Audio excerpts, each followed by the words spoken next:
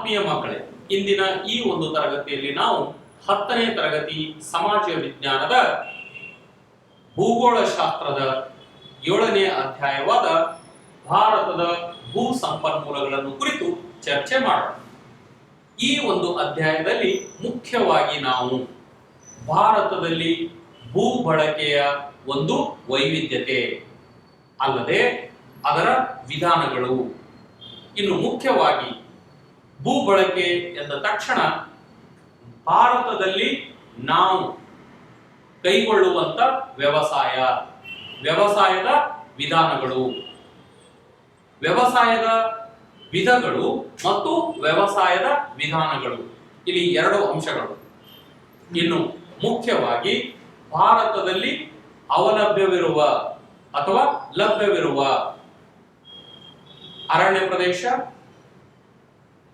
ಭೂಮಿಯನ್ನು ಬೇರೆ ಬೇರೆ ವಿಧಗಳಿಗಾಗಿ ಬಳಸುವಂತ ಪ್ರಕ್ರಿಯೆ, ಇನ್ನು ಮುಖ್ಯವಾಗಿ ಯಾವ ಯಾವ ಋತುಮಾನಗಳಲ್ಲಿ ಯಾವ ಯಾವ ಬೆಳೆಗಳನ್ನು ನಾವು ಭಾರತದಲ್ಲಿ ಬೆಳೆಯುತ್ತೇವೆ, ಇನ್ನು ಬೆಳೆಗಳ ವಿಧಗಳಾವುವು, ಆಹಾರ ಧಾನ್ಯ, ಇನ್ನು ವಾಣಿಜ್ಯ ಬೆಳೆಗಳು, ನೆಡುತೋಪು ಬೆಳೆಗಳು, ಈ ರೀತಿಯಾಗಿ ಬೇರೆ ಬೇರೆ ಬೆಳೆಗಳ ವಿಧಗಳನ್ನು ಕುರಿತು ನಾವು ಈ ಒಂದು ತರಗತಿಯಲ್ಲಿ ವಿಸ್ತಾರವಾಗಿ ಚರ್ಚೆ ಮಾಡೋಣ. ಬನ್ನಿ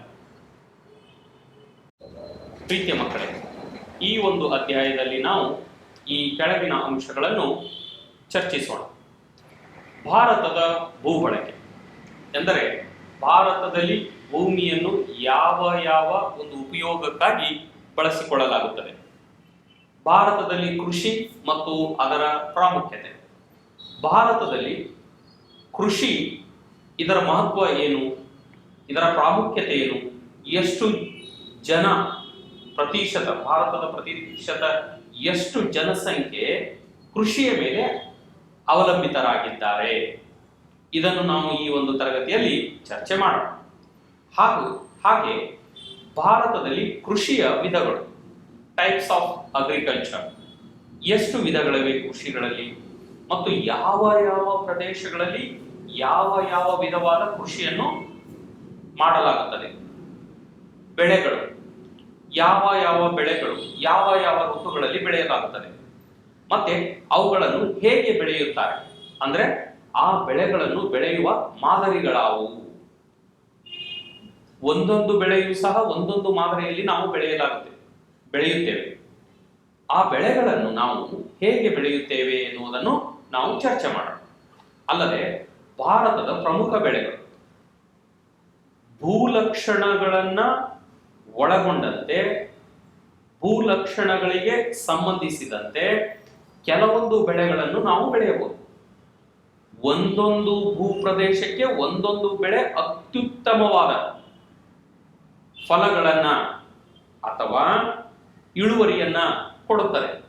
ಹಾಗಾದ್ರೆ ಯಾವ ಬೆಳೆಗಳು ಯಾವ ಪ್ರದೇಶದಲ್ಲಿ, ಭಾರತದ ಯಾವ ಪ್ರದೇಶದಲ್ಲಿ ಯಾವ ಬೆಳೆಗಳು ಹೆಚ್ಚಾಗಿ ಬೆಳೆಯುತ್ತಾರೆ, ಅಲ್ಲದೆ ತೋಟಗಾರಿಕೆ ಮತ್ತು ಪುಷ್ಪ ಕೃಷಿಗಳ ಮಹತ್ವ. ಪ್ರೀತಿಯ ಮಕ್ಕಳೇ, ಇತ್ತೀಚಿನ ಒಂದು ದಿನಗಳಲ್ಲಿ ಈ ತೋಟಗಾರಿಕೆ, ಫ್ಲಾರಿಕಲ್ಚರ್ ಮತ್ತೆ ಹಾರ್ಟಿಕಲ್ಚರ್, ತೋಟಗಾರಿಕೆ ಅಂದ್ರೆ ಹಾರ್ಟಿಕಲ್ಚರ್, ಪುಷ್ಪ ಕೃಷಿ ಅಂದ್ರೆ ಫ್ಲಾರಿಕಲ್ಚರ್ ತುಂಬಾ ಮಹತ್ವವನ್ನು ಪಡೆದಿದೆ. ಇವುಗಳನ್ನು ಕುರಿತು ಸಹ ನಾವು ವಿಸ್ತಾರವಾಗಿ ಚರ್ಚೆ ಮಾಡೋಣ. ಹಾಗಾದ್ರೆ ಭಾರತದಲ್ಲಿ ಭೂ ಬಳಕೆ, ಭಾರತದಲ್ಲಿ ಯಾವ ಯಾವ ರೀತಿಯಾಗಿ ಭೂಮಿಯನ್ನು ಬಳಸಲಾಗುತ್ತದೆ ಅಥವಾ ಯಾವ ಯಾವ ಉದ್ದೇಶಕ್ಕಾಗಿ ಭೂಮಿಯನ್ನು ಬಳಸಲಾಗುತ್ತದೆ ಎನ್ನುವುದನ್ನು ಚರ್ಚೆ ಮಾಡೋಣ. ಹಾಗಾದ್ರೆ ಭೂ ಬಳಕೆ ಎಂದರೆ ಏನು? ಅರಣ್ಯ, ವ್ಯವಸಾಯ, ಹುಲ್ಲುಗಾವಲು ಇತ್ಯಾದಿಗಳಂತಹ ವಿವಿಧ ಉದ್ದೇಶಗಳಿಗಾಗಿ ಭೂಮಿಯನ್ನು ಬಳಕೆ ಮಾಡುವುದಕ್ಕೆ ಭೂ ಬಳಕೆ ಎನ್ನುವರು. ಪ್ರೀತಿಯ ಮಕ್ಕಳು, ಭೂಮಿಯನ್ನು ನಾವು ಒಂದೇ ವಿಷಯಕ್ಕಾಗಿ, ಬರೀ ಬೆಳೆಗಳನ್ನು ಬೆಳೆಯುವುದಕ್ಕಾಗಿ ಮಾತ್ರ ಬಳಸುವುದಿಲ್ಲ.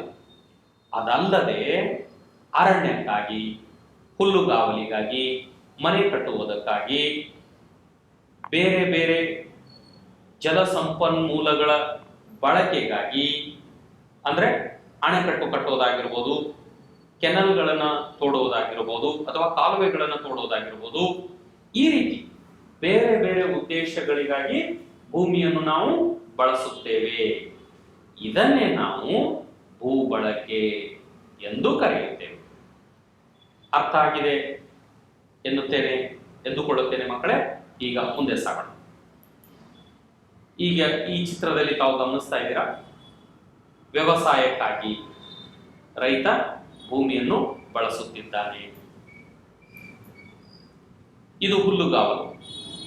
ಮೇಕೆ, ದನ, ಕರು, ಎತ್ತು, ಎಮ್ಮೆ ಇವುಗಳ ಒಂದು ಮೇವಿಗಾಗಿ ಭೂಮಿಯನ್ನ ಮೀಸಲಿಡುವಂಥದ್ದು. ಈ ರೀತಿಯಾಗಿ ಭೂಮಿಯನ್ನು ಬೇರೆ ಬೇರೆ ಕೆಲಸ ಕಾರ್ಯಗಳಿಗೆ, ಬೇರೆ ಬೇರೆ ಉದ್ದೇಶಗಳಿಗಾಗಿ ಭೂಮಿಯನ್ನು ಬಳಸುವುದಕ್ಕೆ ನಾವು ಭೂ ಬಳಕೆ ಎಂದು ಕರೆಯುತ್ತೇವೆ. ಇನ್ನು ಭೂ ಮೇಲ್ಮೈ ಲಕ್ಷಣ. ಭೂ ಮೇಲ್ಮೈ ಲಕ್ಷಣ ಎಂದರೆ ಫೀಚರ್ಸ್ ಆಫ್ ದ ಲ್ಯಾಂಡ್. ಹಾಗಾದ್ರೆ ಈ ಭೂ ಮೇಲ್ಮೈ ಲಕ್ಷಣ, ಫೀಚರ್ಸ್ ಆಫ್ ದ ಲ್ಯಾಂಡ್ ಅಥವಾ ಕ್ಯಾರೆಕ್ಟರಿಸ್ಟಿಕ್ಸ್ ಆಫ್ ದ ಲ್ಯಾಂಡ್ ಎಂದರೇನು? ಯಾವುದೇ ಒಂದು ಭೂಮಿ ಅದರದೇ ಆದಂತ ಕೆಲವೊಂದು ಲಕ್ಷಣಗಳನ್ನು ಹೊಂದಿರುತ್ತದೆ. ಅವು ಯಾವುವೆಂದರೆ ಅದರದೇ ಆದ ವಾಯುಗುಣ, ಅದರದೇ ಆದಂತ ಮಣ್ಣು. ಸೊ ಒಂದು ಪ್ರದೇಶದ ಜನಸಾಂದ್ರತೆ, ಡೆನ್ಸಿಟಿ ಆಫ್ ಪಾಪ್ಯುಲೇಷನ್, ಸಾಮಾಜಿಕ, ಆರ್ಥಿಕ ಮತ್ತು ತಾಂತ್ರಿಕ ಅಂಶಗಳು. ಒಂದು ಪ್ರದೇಶಕ್ಕೆ ಅದರದೇ ಆದ ಸಾಮಾಜಿಕ ಅಂಶಗಳಿರುತ್ತೆ. ಎಂದರೆ ಈಗ ನಾವು ಉತ್ತರ ಕರ್ನಾಟಕದ ಒಂದು ಸಾಮಾಜಿಕ ವ್ಯವಸ್ಥೆ, ದಕ್ಷಿಣ ಕರ್ನಾಟಕ ಮುಖ್ಯವಾಗಿ ಮೈಸೂರು ಭಾಗದ ಒಂದು ಸಾಮಾಜಿಕ ವ್ಯವಸ್ಥೆ ತುಂಬಾ ವಿಭಿನ್ನವಾಗಿದೆ. ಅಷ್ಟೇ ಅಲ್ಲದೆ ಆರ್ಥಿಕ ಒಂದು ವ್ಯವಸ್ಥೆ, ಉತ್ತರ ಕರ್ನಾಟಕವನ್ನು ನಾವು ತೆಗೆದುಕೊಳ್ಳೋದಾದರೆ ಆರ್ಥಿಕವಾಗಿ ಹೆಚ್ಚು ಒಂದು ದುಡ್ಡನ್ನು ಹೂಡಿಕೆ ಮಾಡೋದಾಗ್ಲಿ, ಬಳಸೋದಾಗಲಿ ಅಷ್ಟೊಂದು ವ್ಯವಸಾಯದ ಮೇಲೆ ನಾವು ಕಾಣೋದಿಲ್ಲ. ಅದೇ ಮೈಸೂರು ಭಾಗಕ್ಕೆ ಬಂದರೆ ವ್ಯವಸಾಯಕ್ಕಾಗಿ ಹೆಚ್ಚಿನ ಖರ್ಚು ವೆಚ್ಚಗಳನ್ನು ಮಾಡುವಂಥದ್ದು, ದೊಡ್ಡ ದೊಡ್ಡ ಅಣೆಕಟ್ಟುಗಳನ್ನು ಕಟ್ಟುವಂಥದ್ದು, ಕಾಲುವೆಗಳನ್ನು ಹಾಕುವಂಥದ್ದು ನಾವು ಈ ಭೂಮಿ ಬಳಸಿಕೊಳ್ಳುವ ವಿಚಾರದಲ್ಲಿ ನೋಡುತ್ತೇವೆ. ಅಷ್ಟೇ ಅಲ್ಲದೆ ತಾಂತ್ರಿಕ ಅಂಶಗಳು, ಕರ್ನಾಟಕದ ಹಳ್ಳಿಗಳನ್ನೇ ನಾವು ತೆಗೆದುಕೊಂಡರೂ ಸಹ ತಾಂತ್ರಿಕ ವಿಷಯದಲ್ಲಿ ಯಾವ ಒಂದು ಹಳ್ಳಿಗಳು ದೊಡ್ಡ ದೊಡ್ಡ ಪಟ್ಟಣಕ್ಕೆ ಹತ್ತಿರವಾಗಿವೆಯೋ ಆ ಒಂದು ಪ್ರದೇಶಗಳಲ್ಲಿ ಹೆಚ್ಚಿನ ಒಂದು ತಾಂತ್ರಿಕ ಬಳಕೆ, ತಂತ್ರಜ್ಞಾನದ ಬಳಕೆಯನ್ನು ನಾವು ಕಾಣುತ್ತೇವೆ. ಅದು ಬೇರೆ ಬೇರೆ ಯಂತ್ರಗಳಾಗಿರ್ಬೋದು, ಉಪಕರಣಗಳಾಗಿರ್ಬೋದು, ಅಥವಾ ಕೃಷಿಯ ಮಾದರಿಯ ಬೇರೆ ಬೇರೆ ಈ ವಿಧಾನಗಳಾಗಿರ್ಬೋದು. ಅವೆಲ್ಲವನ್ನು ನಾವು ಪಟ್ಟಣಗಳ ಸಮೀಪ ಹೆಚ್ಚು ಕಾಣುತ್ತೇವೆ. ಪಟ್ಟಣಗಳಿಂದ ದೂರವಿರುವ ಪ್ರದೇಶಗಳಲ್ಲಿ, ಈ ರಿಮೋಟ್ ಪ್ಲೇಸಸ್ ಎಂದು ಕರೆಯುತ್ತೇವೆ, ಆ ದೂರದ ಪ್ರದೇಶಗಳಲ್ಲಿ ಈ ತಂತ್ರ ಮತ್ತೆ ತಾಂತ್ರಿಕತೆ ಇವುಗಳನ್ನ ನಾವು ಕಡಿಮೆ ಬಳಸುವುದನ್ನು ನೋಡುತ್ತೇವೆ.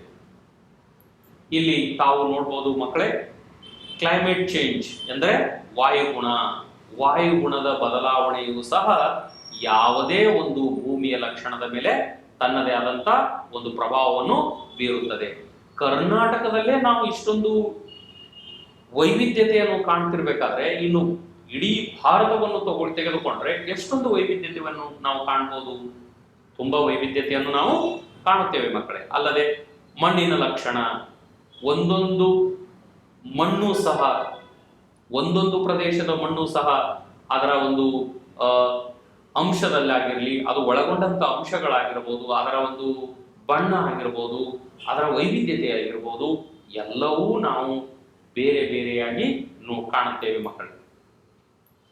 ಈಗ ಭೂ ಮೇಲ್ಮೈ ಲಕ್ಷಣ ವೈವಿಧ್ಯತೆಗೆ ಮುಖ್ಯ ಕಾರಣ, ಯಾಕೆ ಬೇರೆ ಬೇರೆ ಭೂಮಿಗಳಿವೆ ಎನ್ನುವುದಕ್ಕೆ ಮುಖ್ಯ ಕಾರಣ ಏನು ಅಂತಂದ್ರೆ ಈ ವಾಯುಗುಣ, ಮಣ್ಣು, ಜನಸಾಂದ್ರತೆ, ಸಾಮಾಜಿಕ, ಆರ್ಥಿಕ ಮತ್ತು ತಾಂತ್ರಿಕ ಅಂಶಗಳೇ ಮುಖ್ಯ ಕಾರಣ. ಇನ್ನು ಭಾರತದಲ್ಲಿ ಭೂ ಬಳಕೆಯ ಮಾದರಿಗಳು. ಭಾರತದಲ್ಲಿ ಯಾವ ಯಾವ ಒಂದು ಅಂಶಕ್ಕಾಗಿ, ಯಾವ ಯಾವ ಒಂದು ಉಪಯೋಗಕ್ಕಾಗಿ ಭೂಮಿಯನ್ನು ಬಳಸಲಾಗುತ್ತದೆ, ಈ ಒಂದು ವಿಷಯವನ್ನು ನಾವೀಗ ನೋಡೋಣ. ನಿವ್ವಳ ಸಾಗುವಳಿ ಪ್ರದೇಶ. ನಿವ್ವಳ ಸಾಗುವಳಿ ಪ್ರದೇಶ ಅಂದ್ರೆ ಕೃಷಿಯ ಒಂದು ಚಟುವಟಿಕೆಗಳಿಗಾಗಿಯೇ ಭೂಮಿಯನ್ನು ಬಳಸುವಂಥದ್ದು. ಅರಣ್ಯ ಪ್ರದೇಶ, ಫಾರೆಸ್ಟ್ ಏರಿಯಾ. ನಿವ್ವಳ ಸಾಗುವಳಿ ಪ್ರದೇಶ ಅಂತಂದ್ರೆ ಟೋಟಲ್ ಕಲ್ಟಿವೇಟೆಡ್ ಲ್ಯಾಂಡ್, ಸಾಗುವಳಿಗೆ ಮಾತ್ರ ಬಳಸುವಂತ ಒಂದು ಭೂಮಿ. ಸಾಗುವಳಿ ಅಂದ್ರೆ ಕೃಷಿ. ಇನ್ನು ಎರಡನೇದಾಗಿ ಅರಣ್ಯ ಪ್ರದೇಶ. ಪ್ರೀತಿಯ ಮಕ್ಕಳೇ, ನೀವು ಒಂದು ವಿಷಯ ಇಲ್ಲಿ ತುಂಬಾ ಚೆನ್ನಾಗಿ ಅರ್ಥ ಮಾಡ್ಕೊಳ್ಳಿ. ಏನು ಅಂತಂದ್ರೆ, ಪ್ರತಿಯೊಂದು ದೇಶವು ತನ್ನ ದೇಶದ ವಿಸ್ತೀರ್ಣದ 33% ಪ್ರದೇಶವನ್ನ ಅರಣ್ಯಕ್ಕಾಗಿ ಮೀಸಲಿಡಬೇಕು. ಆದರೆ ಯಾವ ಯಾವ ದೇಶಗಳು ಎಷ್ಟೆಷ್ಟು ಇಟ್ಟಿವೆ ಅರಣ್ಯಕ್ಕಾಗಿ ಮೀಸಲು ಎನ್ನುವುದನ್ನು ನೋಡೋದಾದ್ರೆ ತುಂಬಾ ಕಡಿಮೆ ರಾಷ್ಟ್ರಗಳು ತಮ್ಮ ರಾಷ್ಟ್ರದಲ್ಲಿ ಅರಣ್ಯ ಪ್ರದೇಶವನ್ನು ಹೊಂದಿವೆ. ಇನ್ನು ಭಾರತದಲ್ಲಿ ಅರಣ್ಯ ಪ್ರದೇಶ ಎಷ್ಟಿದೆ? ಇನ್ನು ಕೃಷಿಗಾಗಿ ದೊರೆಯದ ಭೂಮಿ. ಕೃಷಿಗಾಗಿ ದೊರೆಯದ ಭೂಮಿ ಅಂದ್ರೆ ಈಗ ರೈಲ್ವೆ, ಮತ್ತೆ ವಿಮಾನ, ಬಸ್ಸು, ಬೇರೆ ಬೇರೆ ಈ ಟ್ರಾನ್ಸ್ಪೋರ್ಟ್ ಪರ್ಪಸಸ್ ಅಂದ್ರೆ ರೋಡ್ಗಳ, ರಸ್ತೆಗಳ ನಿರ್ಮಾಣಕ್ಕಾಗಿ ನಾವು ಬಳಸುವ ಭೂಮಿ, ಮತ್ತೆ ನಿವೇಶನಗಳು, ಸೈಟ್ಗಳು ಅಂತ ಏನ್ ಕರಿತೀವಿ, ಪ್ಲಾಟ್ಗಳು ಅಂತ ಏನ್ ಕರಿತೀವಿ, ನಗರಗಳು, ಮತ್ತೆ ಕೈಗಾರಿಕೆಗಳು, ಈ ಎಲ್ಲಾ ಅಂಶಗಳಿಗಾಗಿ ಏನು ಭೂಮಿಯನ್ನು ನಾವು ಉಪಯೋಗಿಸುತ್ತೇವೆಯೋ ಅದೆಲ್ಲವೂ ಸಹ ಕೃಷಿಗಾಗಿ ದೊರೆಯದ ಭೂಮಿ ಎಂದು ಕರೆಯುತ್ತೇವೆ. ಇನ್ನು ಪಾಳು ಬಿದ್ದ ಭೂಮಿ. ಪಾಳು ಭೂಮಿ ಅಂದರೆ ಒಂದಾನೊಂದು ಕಾಲದಲ್ಲಿ ಇದು ಉಪಯುಕ್ತವಾಗಿದ್ದಂತ ಭೂಮಿ, ಆದರೆ ಈಗ ಇದು ಉಪಯುಕ್ತವಾಗಿಲ್ಲ. ಇನ್ನು ಬಳಕೆಯಾಗದ ಕೃಷಿ ಯೋಗ್ಯ ಭೂಮಿ. ಬಳಕೆಯಾಗದ ಕೃಷಿ ಯೋಗ್ಯ ಭೂಮಿ ಅಂತಂದ್ರೆ ಈಗ ಎಷ್ಟೋ ಪ್ರದೇಶದಲ್ಲಿ ಭೂಮಿ ಇದೆ, ಆದರೆ ಆ ಭೂಮಿಯ ಮಣ್ಣಿನಲ್ಲಿ ಬೆಳೆ ಬೆಳೆಯುವ ಸತ್ವ ಇರುವುದಿಲ್ಲ. ಈ ಒಂದು ಭೂಮಿಯ ಒಂದು ಅಂಶಕ್ಕೆ ನಾವು ಬಳಕೆಯಾಗದ ಕೃಷಿ ಯೋಗ್ಯ ಭೂಮಿ ಎಂದು ಕರೆಯುತ್ತೇವೆ. ಅಲ್ಲದೆ ಖಾಯಂ ಹುಲ್ಲುಗಾವಲು. ತುಂಬಾ ಹಳೆಯ ಕಾಲದಿಂದಲೂ ಸಹ ಈ ಗೋಮಾಳಗಳು ಎಂದು ಕರೆಯುತ್ತೇವೆ. ನಿಮ್ಮ ಹಳ್ಳಿಗಳಲ್ಲಿ ತಾವು ನೋಡ್ಬೋದು ಗೋಮಾಳಗಳು, ನಿಮ್ಮ ಊರುಗಳಲ್ಲಿ ಗೋಮಾಳಗಳು ಅಂತ ಇರುತ್ತವೆ. ಆ ಗೋಮಾಳಗಳಿಗೆ ನಾವು ಖಾಯಂ ಹುಲ್ಲುಗಾವಲು ಎನ್ನುವ ಪ್ರದೇಶಗಳನ್ನು ಎಂದು ಕರೆಯುತ್ತೇವೆ. ಅಲ್ಲದೆ ಈ ಹಳ್ಳಿಗಳ ಮಧ್ಯದಲ್ಲಿ, ಹಳ್ಳಿಗಳ ಹತ್ತಿರದಲ್ಲಿ, ಹಳ್ಳಿಗಳ ಹೊರವಲಯದಲ್ಲಿ ಈ ಸಾಕು ಪ್ರಾಣಿಗಳ ಸಲುವಾಗಿಯೇ ಒಂದಿಷ್ಟು ಸ್ಥಳಗಳನ್ನ ಬಿಟ್ಟುಕೊಟ್ಟಿರ್ತಾರೆ. ಅವುಗಳಿಗೆ ನಾವು ಖಾಯಂ ಹುಲ್ಲುಗಾವಲುಗಳೆಂದು ಕರೆಯುತ್ತೇವೆ.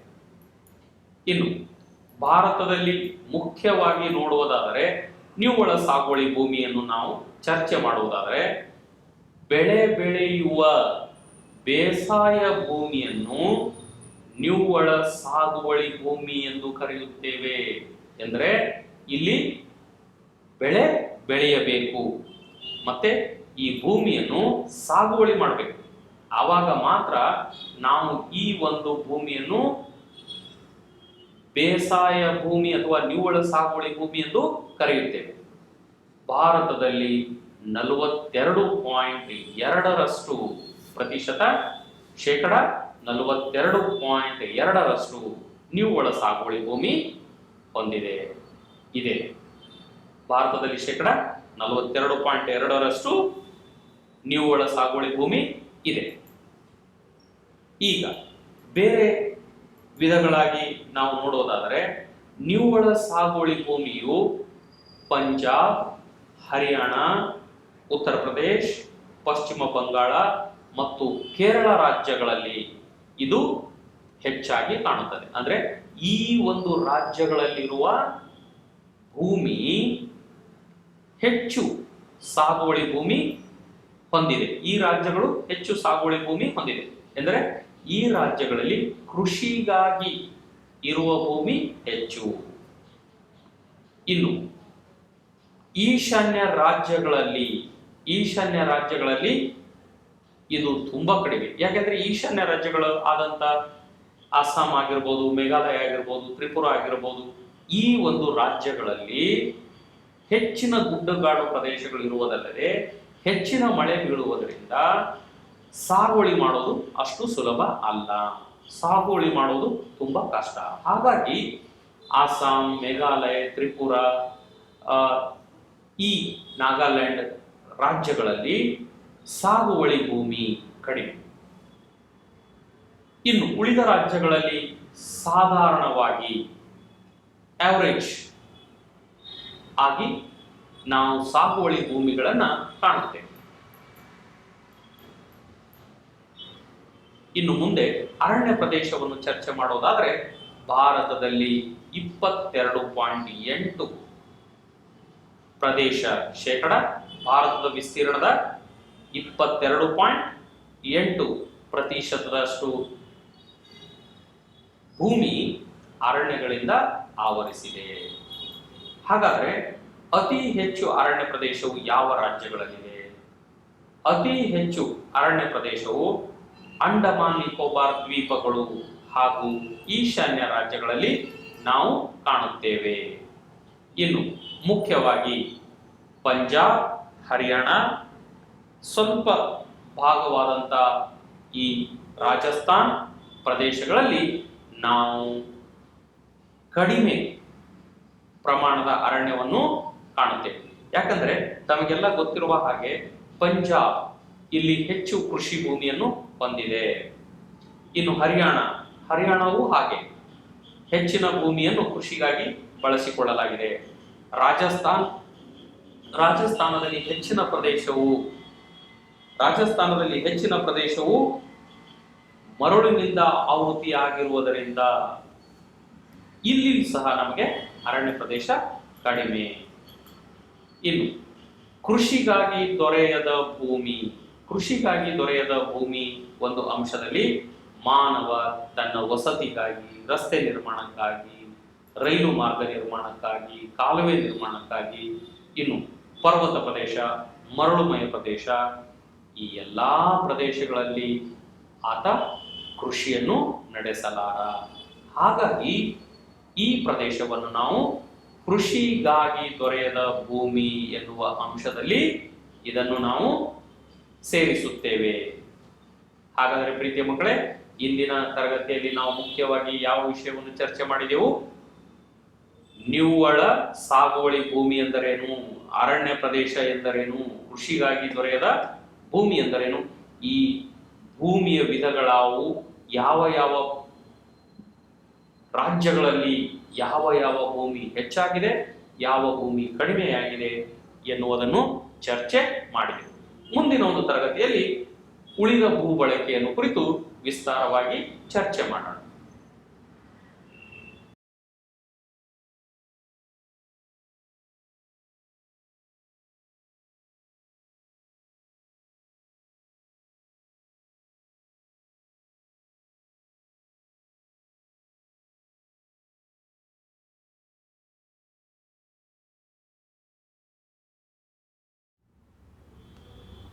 ರೆಡಿ. ಪ್ರೀತಿಯ ಮಕ್ಕಳೇ, ಹಿಂದಿನ ಒಂದು ತರಗತಿಯಲ್ಲಿ ನಾವು ನಿವ್ವಳ ಸಾಗುವಳಿ ಭೂಮಿ, ಅರಣ್ಯ ಭೂಮಿ ಮತ್ತು ಈ ಸಾಗುವಳಿಗೆ ನಿಲುಕದ ಅಥವಾ ಬಳಕೆಯಾಗದ ಭೂಮಿಯನ್ನು ಕುರಿತು ಚರ್ಚೆ ಮಾಡಿದೆವು. ಇಂದಿನ ಈ ಒಂದು ತರಗತಿಯಲ್ಲಿ ನಾವು ಉಳಿದ ಭೂಭಾಗಗಳು, ಉಳಿದ ಭೂ ಬಳಕೆಯ ಅಂಶಗಳನ್ನು ಕುರಿತು ಚರ್ಚೆ ಮಾಡೋಣ. ಹಾಗಾದ್ರೆ ಪಾಳು ಭೂಮಿ, 4ನೇ ಭೂ ಬಳಕೆಯ ವಿಧ ಪಾಳು ಭೂಮಿ. ಪಾಳು ಭೂಮಿ ಅಂದ್ರೇನು? ಸಾಗುವಳಿಗಾಗಿ ಬಳಕೆ ಮಾಡದ ಭೂಮಿ ಇದು. ಎಂದರೆ ಇದು ವ್ಯವಸಾಯಕ್ಕಾಗಿ ಉಪಯೋಗಿಸಲಾಗದ ಭೂಮಿ. ಭಾರತದಲ್ಲಿ ಶೇಕಡ 8.2% ಭೂಮಿ ಪಾಳು ಭೂಮಿಯಾಗಿದೆ. ಅಂದರೆ ಇದನ್ನು ನಾವು ಸಾಗುವಳಿಗಾಗಿ ಬಳಸಿಕೊಳ್ಳಲು